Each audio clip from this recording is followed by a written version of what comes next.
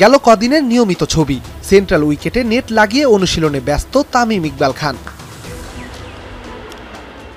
গেল বছরের সেপ্টেম্বরে নিউজিল্যান্ডের বিপক্ষে লাল সবুজ জার্সি গায়ে শেষবারের মতো মাঠে নেমেছিলেন টাইগারদের সাবেক অধিনায়ক। এরপর দীর্ঘ সময় ক্রিকেট থেকে নিজেকে দূরে রাখেন তামিম। তবে গেল 10 দিনে বদলেছে চিত্র। ক্রিকেটে ফেরার নেশায় নিয়মিত অনুশীলন করছেন মিরপুরের হোম অফ ক্রিকেটে। ইনডোর জিম কিংবা সেন্ট্রাল উইকেট, সবখানেই যেন অবাধ বিচরণ খান সাহেবের। যদিও বিসিবির নিয়ম বলছে হোম অফ ক্রিকেটের ফ্যাসিলিটিস পায় কেবলমাত্র কেন্দ্রীয় চুক্তিতে থাকা ক্রিকেটাররা। বিশেষ বিবেচনায় সেখানে অনুশীলনের সুযোগ পেতে পারেন এইচপি কিংবা এ দলের ক্রিকেটাররা। আর সেন্ট্রাল উইকেটে অনুশীলনের সুযোগ পান শুধুই কেন্দ্রীয় চুক্তিতে থাকা ক্রিকেটাররা। তবে গেল বছর থেকে চুক্তিতে না থাকা তামিমের বেলায় কেন অনিয়ম?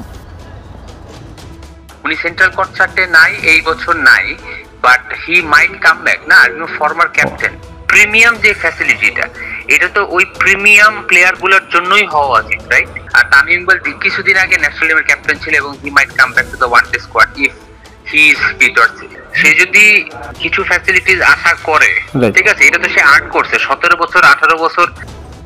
নিয়ম ভেঙে আয়োজন করে তামিমকে এত সুবিধা দিতে কেন উঠে পড়ে লেগেছে বিসিবি? তাহলে কি শীঘ্রই দলে ফিরছেন তামিম? ফিরলে সেটি কখন?